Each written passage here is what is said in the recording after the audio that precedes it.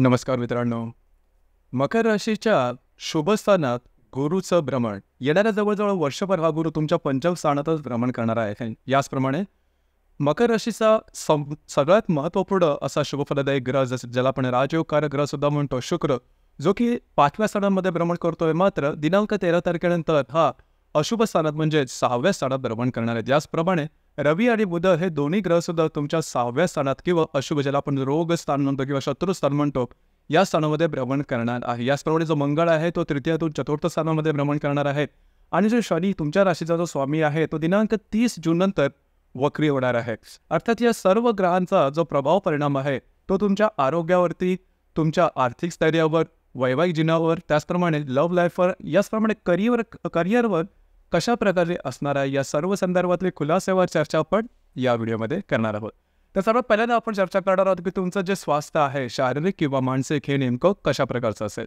जसं की तुमच्या राशीचा जो स्वामी आहे शनी, जो की तुमच्या द्वितीय स्थानामध्ये भ्रमण करतोय दिनांक 30 तारखेनंतर, हा जो शनी आहे तो वक्री होणार आहे. याचप्रमाणे तुमच्या राशीचा जो षष्ठेश आहे बुध, जो की तुमच्या पंचम स्थानामध्ये भ्रमण करतोय 15 तारखेनंतर, तुमच्या षष्ठ स्थानात येणाऱ्या 30 तारखेनंतर तो तुमच्या सप्तम स्थानात भ्रमण करणार. याचप्रमाणे तुमच्या राशीचा अष्टमेश आहे रवी, हा तुमच्या पंचम स्थानामध्ये भ्रमण करतोय 15 तारखेनंतर. हा जो रवी आहे तुमच्या षष्ठ स्थानामध्ये भ्रमण करणार आहे. एकत्रितच सांगायचं झालं तर या संपूर्ण महिन्यामध्ये साधारणतः 15-16 तारखेनंतरच्या कालावधीमध्ये तुम्हाला स्वतःच्या शारीरिक स्वास्थ्यावर लक्ष देणं अतिशय गरजेचं राहील. शारीरिक स्वास्थ्याच्या संदर्भातले जे त्रास किंवा कॉम्प्लिकेशन असेल हे थोडेसे जास्त होतील. आणि मुळामध्ये तुमच्या 6व्या स्थानामध्ये रवी, बुध, शुक्र हे ग्रह येणार आहे. तर काळजी घ्या. आज म्हणजे तुमचे जे स्वास्थ्य आहे त्या संदर्भात शारीरिक स्वास्थ्य आणि खास करून मेंटल स्ट्रेस जो आहे हा थोडासा जास्त होणार आहे. तो थोडासा व्यवस्थितपणे तुम्हाला टॅकल करता येणं गरजेचं राहील. याचप्रमाणे जर का तुम्ही शारीरिक स्वास्थ्याच्या कुठल्याही समस्येने पीडित असाल तर त्या संदर्भातले काही लक्षणं तुम्हाला या दरम्यान दिसू शकतील. लगेचच्या लगेच त्यावरती काम करणं गरजेचं राहील.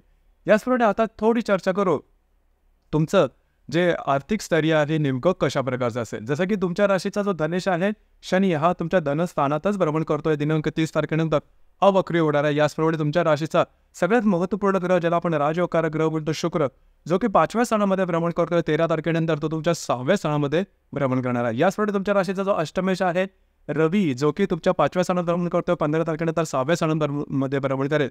आणि जो लाभेश आहे मंगळ, जो की तृतीय स्थानामध्ये भ्रमण करतो आहे आणि दिनांक 2 तारखेनंतर तो तुमच्या चतुर्थात भ्रमण करणार आहे. तर एकंदरीतच सांगायचं झालं तर आर्थिक स्थैर्य काही ठीक असणार नाही. या संपूर्ण महिन्यामध्ये तुम्हाला आर्थिक संदर्भात थोडीशी काळजी घेणं गरजेचं राहील. खर्च थोडेसे जास्त होईल. अनपेक्षित अनावश्यक खर्च हे या दरम्यान थोडेसे जास्त प्रमाणात होते. आणि गुंतवणूक करताना थोडेसे विचार करा, तुमची गुंतवणूक चुकण्याची शक्यता आहे. खास करून जर तुम्ही शेअर मार्केटमध्ये ट्रेड करत असाल, काळजी घ्या. तुमचे जे काही महत्त्वपूर्ण ट्रेड असेल ते या महिन्याच्या साधारण 14-15 तारखेच्या आतमध्ये उरकून घ्या. त्यानंतर केलेले जे ट्रेड आहे ते चुकण्याची शक्यता जास्त आहे. इथे एक गोष्ट सांगण्यासारखी आहे, जर तुम्ही लॉंग टर्ममध्ये जर काही ट्रेड करत असेल तर काही काळजी करू नका. परंतु शॉर्ट टर्ममध्ये जर काही ट्रेड करत असाल तर काळजी घ्या. आणि सगळ्यात महत्त्वाचं म्हणजे तुमच्या पंचम स्थानात जो गुरु भ्रमण करतो आहे त्याच्यामुळे फारशी काही काळजी करू नका. अर्थात थोडंसं तुम्हाला या संदर्भात अलर्ट राहणं गरजेचं राहील. तर आर्थिक जो संदर्भ आहे हा जर का तुम्ही तुलना केली साधारणतः एप्रिल किंवा मेच्या संदर्भात, तर मेच्या संदर्भात जर का तुलना केली तर हा जो महिना आहे म्हणजे जूनचा महिना आहे तो तेवढासा काही आर्थिक संदर्भात चांगला जाणार नाही. अर्थात पैसे कसे सेव्हिंग करायचे, कसे खर्च करायचे हे तुमच्या राशीला चांगलं ठाऊक आहे. तरीसुद्धा या गोष्टीकडे थोडंसं लक्ष देणं गरजेचं राहील. यानंतर आपण चर्चा करणार आहोत ग्रहसौख्याबद्दल. तुमच्या जो राशीचा जो चतुर्दश आहे मंगळ, जो की तुमच्या तृतीय स्थानामध्ये भ्रमण करतो दिनांक 2 तारखेनंतर तुमच्या चतुर्थात भ्रमण करणार आहे. इथे सगळ्यात महत्त्वाची गोष्ट म्हणजे तुम्हाला वास्तूच्या संदर्भात कुठलंही काम करायचं असेल, म्हणजे नवीन वास्तू घ्यायची असेल, असलेली वास्तू विकायची असेल किंवा वास्तूमध्ये रिनोव्हेट करायचं असेल, वास्तूच्या संदर्भात काही उपाय करायचे असतील, हा संपूर्ण महिना तुमच्यासाठी अतिशय उत्तम असणार आहे. फक्त इथे एकच गोष्ट आहे की घरातल्या व्यक्तीशी छोट्या मोठ्या कारणाने वादविवादाचे प्रसंग निर्माण होतील किंवा डिफरन्स ऑफ ओपिनियन ज्याला असं म्हणतो ते थोडंसं होऊ शकेल. तिथे थोडंसं लक्ष देणं गरजेचं राहील. यानंतर लव्ह लाईफबद्दल सांगायचं झालं तर गेले साधारण 1-1.5 महिने तुमचं लव्ह लाईफ होतं ते अतिशय उत्तम प्रकारे चाललं होतं. किंबहुना तुम्ही नवीन रिलेशनशिपमध्ये सुद्धा आला असाल तर त्या संदर्भात सुद्धा गेल्या 1-1.5 महिना हा तुमच्याकडे बराचसा चांगला होता. परंतु साधारण जून महिन्यामध्ये गोष्टी थोड्याशा वेगळ्या होऊ शकतील. जूनच्या साधारण 15-16 तारखेनंतर जर तुम्ही रिलेशनशिपमध्ये असाल तर रिलेशनशिपमध्ये असणाऱ्या व्यक्तीबरोबर वादविवादाचे प्रसंग निर्माण होतील. काही गोष्टी कदाचित टोकाच्या होऊ शकतील. याकडे थोडंसं लक्ष देणं गरजेचं राहील. स्वतःच्या भावभावनावरती नियंत्रण ठेवणं अतिशय आवश्यक राहील. कारण बरेचसे ग्रह ते तुमच्या पंचमातून षष्ठ स्थानामध्ये भ्रमण करतात. इथे एक चांगली आशादायक गोष्ट ती म्हणजे गुरु तुमच्या पंचमात भ्रमण करतोय. त्याच्यामुळे गोष्टी काही टोकाच्या होणार नाही. म्हणजे असं जरी असलं तरी तुम्हाला स्वतःच्या भावनांवरती नियंत्रण ठेवणं गरजेचं राहील. ज्या गर्भवती महिला आहेत त्यांनी स्वतःच्या आरोग्याकडे लक्ष द्या. अर्थात फारसे काही त्रास होणार नाहीत, परंतु लक्ष देणं गरजेचं आहे. ते सगळ्यात महत्त्वाची गोष्ट म्हणजे जो विद्यार्थी वर्ग आहे त्यांच्यासाठी हा संपूर्ण कालावधी अतिशय उत्तम राहील. तुम्ही जे काही म्हणजे विद्यार्जन करत आहात त्या संदर्भात काही चांगले अनुभव तुम्हाला या दरम्यान निश्चित मिळतील. यानंतर आपण चर्चा करणार आहोत वैवाहिक जीवनाबद्दल. वैवाहिक जीवनाबद्दल सांगायचं झालं तर चतुर्थात जो मेषेचा मंगळ आहे तो चतुर्थ दृष्टीने तुमच्या सप्तम स्थानाला पाहतो आहे. तर खास करून जर तुम्ही विवाहित असाल तर वैवाहिक जोडीदाराच्या आरोग्याकडे लक्ष द्या. मतभेद, मतवैचित्र, डिफरन्स ऑफ ओपिनियन अशा प्रकारचे काही अनुभव तुम्हाला या दरम्यान मिळू शकतील. या संदर्भात थोडीशी काळजी घेणं महत्त्वपूर्ण राहील. यासोबत तुमचं जे काही कार्यक्षेत्र असेल किंवा करिअर असेल, तुम्ही जर काही जॉब मध्ये असाल किंवा एखादा बिझनेस करत असाल, या महिन्याच्या 15-16 तारखेनंतर महत्त्वपूर्ण निर्णय कुठल्याही गौरवू नका. अर्थात जे नोकरी करतात त्यांच्यासाठी सुद्धा सांगायचं झालं तर साधारणतः 14-15 तारखेनंतरच्या कालावधीमध्ये थोड्याशा गोष्टी थोड्याशा वेगळ्या होतात काय अशा प्रकारचे काही अनुभव येऊ शकतील. म्हणजे ज्या ठिकाणी तुम्ही काम करता त्या ठिकाणी जे सहकारी आहेत किंवा वरिष्ठ आहेत त्यांच्यावर मतभेदानं मतवैचित्र होणं अशा प्रकारचे काही अनुभव तुम्हाला या दरम्यान येऊ शकतील. तर या संदर्भात थोडीशी काळजी घेणं महत्त्वपूर्ण राहील. एकत्रित सांगायचं झालं तर या संपूर्ण महिन्यामध्ये तुम्हाला स्वतःच्या आरोग्याकडे लक्ष देणं गरजेचं राहील. त्याचप्रमाणे तुमचे जे आर्थिक आवक आहे ही थोडीशी मंदावल्याप्रमाणे वाटेल आणि खर्च थोडंसं जास्त जाणार. त्याच्यामुळे आर्थिक गणित तुमचे काय समीकरणं जुळून येणार नाहीत.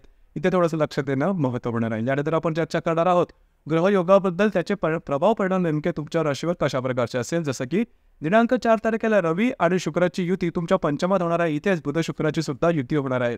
जर तुम्ही कोणाच्या रिलेशनशिपमध्ये असाल तर दोघांमध्ये नातेसंबंध सुमधुर अशा प्रकारचे राहतील. रिलेशनशिपमध्ये असणाऱ्या व्यक्तीबरोबर कुठे बाहेर फिरलं जात असाल योग संभवतो. या दरम्यान जर तुम्ही शेअर मार्केटमध्ये ट्रेड करत असाल तर काही चांगले अनुभव सुद्धा तुम्हाला या संदर्भामध्ये चांगल्या प्रकारचे येऊ शकतील. याचप्रमाणे दिनांक 9 तारखेला रवी आणि शनीचा केंद्रयोग होणार आहे. रवी जो की तुमच्या पंचम स्थानामध्ये भ्रमण करतोय त्याच्यावर तुमच्या तुमच्या द्वितीय स्थानातला जो शनी आहे हा केंद्रयोग होणार आहे. तर खास करून जर तुम्ही शेअर मार्केटमध्ये ट्रेड करत असाल तर या दरम्यान मोठे ट्रेड करू नका. त्याचप्रमाणे कुठल्याही प्रकारचे महत्त्वपूर्ण इन्व्हेस्टमेंट या दरम्यान म्हणजे 9 तारखेच्या आसपास करू नका. जर तुम्ही कोणाच्या रिलेशनशिपमध्ये असाल तर तिथे थोड्याशा गोष्टी वेगळ्या होतात का, चुकीच्या होतात का अशा प्रकारचे काही अनुभव या दरम्यान येऊ शकतील. याचप्रमाणे दिनांक 14 तारखेला रवी आणि बुधाची युतीसुद्धा तुमच्या पंचमात होणार आहे. रवी बुधाची युती तुमच्या पंचम स्थानात ही शुभफलदायी असेल. काय अनपेक्षित तुम्हाला लाभ या दरम्यान मिळू शकतात. त्याचप्रमाणे जर तुम्ही कोणाच्या रिलेशनशिपमध्ये असाल त्याच्यावर तुमचा चांगला वेळ जाऊ शकेल. याचप्रमाणे रिलेशनशिपमध्ये असणाऱ्या व्यक्तीबरोबर कुठे बाहेर फिरलं जाण्याचा योग सुद्धा या दरम्यान संभवतो. याचप्रमाणे दिनांक 17 तारखेला बुध आणि शुक्राची युती तुमच्या षष्ठ स्थानात होणार आहे आणि या बुध शुक्राच्या युतीबरोबर तृतीयात असणारा जो नेपच्यून आहे हा केंद्र करणार. आरोग्याकडे लक्ष देणं अत्यंत आवश्यक राहील. आरोग्याच्या संदर्भातले काही त्रास डोक्यावर करू शकतील. जे तुमचं कार्यक्षेत्र असेल त्या संदर्भातले महत्त्वपूर्ण निर्णय या दरम्यान घेऊ नका. तुमचे अंदाज चुकू शकतील. याचप्रमाणे दिनांक 20 तारखेला रवी आणि नेपच्यूनचा केंद्रयोग होणार आहे. रवी जो की तुमच्या 6व्या स्थानामध्ये भ्रमण करतोय आणि जो नेपच्यून तुमच्या तृतीयात भ्रमण करतोय दोघांचा केंद्रयोग होणार आहे. कार्यक्षेत्राच्या संदर्भात कागदोपत्री व्यवहार या संदर्भात काळजी घ्या. तुमचे कॉन्फिडेन्शियल वगैरे पॉईंट होऊ शकतील किंवा वरिष्ठांबरोबर मतभेद होऊ शकतील किंवा ज्याला आपण मिसअंडरस्टँडिंग वगैरे होणं जे तुमच्या कार्यक्षेत्रात त्या संदर्भात तेवढं. आणि सगळ्यात महत्त्वाचं म्हणजे आरोग्याकडे लक्ष द्या. आरोग्याच्या संदर्भातले असे काही त्रास होते की ज्याचं रिझनिंग लवकर होणार नाही तर थोडीशी काळजी घ्या. याचप्रमाणे दिनांक 26 तारखेला बुध आणि शनीचा त्रिकोण योग होणार आहे. बुध जो की तुमच्या 6व्या स्थानामध्ये भ्रमण करतोय, जो शनी तुमच्या द्वितीयात भ्रमण करतोय, दोघांचा त्रिकोण योग होणार आहे. शुभफलदायी अशा प्रकारची ही गोष्ट जे तुमचं कार्यक्षेत्र असेल त्या संदर्भामध्ये काही प्रलंबित काही गोष्टी तुमच्या मागण्या असतील किंवा त्या संदर्भातले काही विचार असेल काय त्या संदर्भात काही अपेक्षा असतील तर ते साधारण 26 तारखेच्या आसपास मार्गी लागण्याची शक्यता बऱ्याच प्रमाणात राहील. याचप्रमाणे या महिन्याची जी अमावस्या आहे ही तुमच्या पंचम स्थानामध्ये वृषभ राशीमध्ये होणार आहे. ही गोष्ट अतिशय महत्त्वपूर्ण आहे. जर तुम्ही कोणाच्या रिलेशनशिपमध्ये असाल वादविवाद थोडेसे जास्त प्रमाणात होतील, मिसअंडरस्टँडिंग थोडेसे जास्त प्रमाणात होतील आणि त्याचा सरळ परिणाम तुमच्या रिलेशनशिपवरती होऊ शकेल. तर काळजी घ्या. याचप्रमाणे जी पौर्णिमा आहे ती साधारणतः 22 तारखेला आहे. अमावस्या पौर्णिमेच्या दरम्यान होतं काय की रविचंद्राचं जे आकर्षण आहे ते पृथ्वीकडे थोडंसं जास्त असतं. आपण थोडंसं त्यामुळे जास्त भावना देखील आणि भावनातीत होऊन घेतलेले निर्णय हे चुकण्याची शक्यता जास्त प्रमाणात असते. तर साधारण या महिन्याच्या 6 आणि 22 तारखेदरम्यान कुठल्याही प्रकारचे महत्त्वपूर्ण निर्णय घेऊ नका. तर मित्रांनो, हे होतं मकर राशीचं जून 2024 करताचं राशीफळ. आपल्याला हे राशीफळ कसं वाटलं, आपण त्याचा अनुभव कशा प्रकारे घेतला नक्की कळवा. आणि आपलं जे चॅनल आहे मराठी ज्योतिष कट्टा, लाईक शेअर सबस्क्राईब नक्की करा.